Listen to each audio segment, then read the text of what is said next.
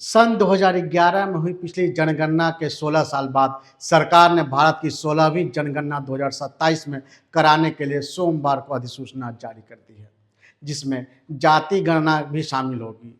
यह विशाल कार्य 34 लाख गणनाकर्ताओं और पर्यवेक्षकों और डिजिटल उपकरणों से लैस लगभग 1.3 लाख जनगणना कर्मियों द्वारा किया जाएगा।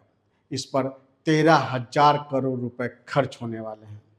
ये संभावना है। जनगणना के साथ ही जातिगत जनगणना भी की जाएगी। केंद्रीय गृह मंत्री अमित शाह ने रविवार को नई दिल्ली में केंद्रीय सचिव, भारत के रजिस्ट्रार जनरल और जनगणना आयुक्त मृत्युंजय नारायण और अन्य वरिष्ठ अधिकारियों के साथ जनगणना की तैयारियों की समीक्षा की है। एक सरकारी बयान के मुताबिक उसमें कहा गया है कि जनगणना कार्य शुरू होने के बाद से यह 16वीं जनगणना और स्वतंत्रता के बाद 8वीं जनगणना है। संविधान के अनुच्छेद 246 के अनुसार जनगणना 7वीं अनुसूची में संघवर्ती सूची के 69वें स्थान पर सूचीबद्ध विषय है। आगामी जनगणना में जाति गणना भी शामिल होगी, जो आज़ादी के बाद पहली बार होगी। पिछली व्यापक जाति आधारित गणना अंग्रेजों ने 1881 और 1931 के बीच में की थी। आगामी जनगणना में जाति गणना को शामिल करने का निर्णय 30 अप्रैल को प्रधानमंत्री नरेंद्र मोदी की अध्यक्षता में राजनीतिक मामलों की मंत्रिमंडलीय समिति द्वारा लिया गया था। हालांकि जनगणना के संदर्भ की तिथियां, जैसे कि बर्फ से घिरे क्षेत्रों के लिए 1 अक्टूबर 2026 और शेष भारत के लिए 1 मार्च 2027 है, मगर आवासीय सूचीकरण चरण जो बद्ध होगा वो अप्रैल 2026 तक शुरू हो सकता है।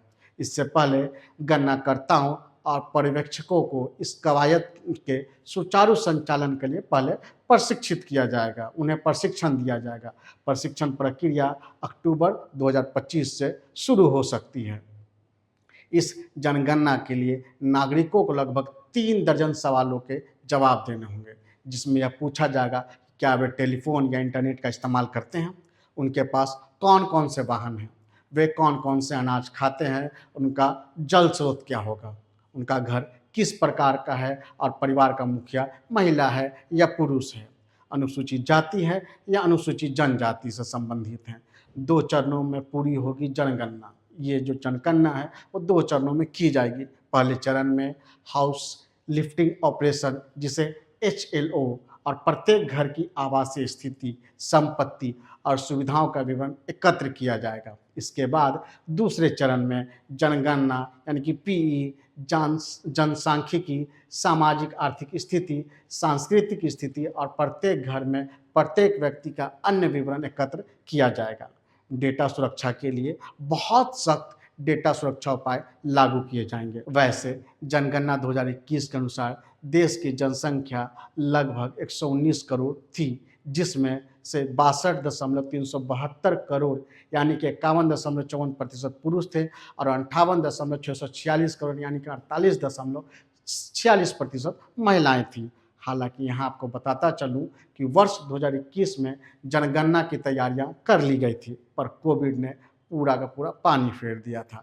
2021 की जनगणना में राष्ट्रीय जनसंख्या पंजीकरण यानी कि NPR को भी अपडेट करने की योजना थी, लेकिन 2027 की अधिसूचना में यह स्पष्ट नहीं किया गया है कि ऐसा किया जाएगा या नहीं किया जाएगा। आपको हमारी ये खबर कैसी लगी?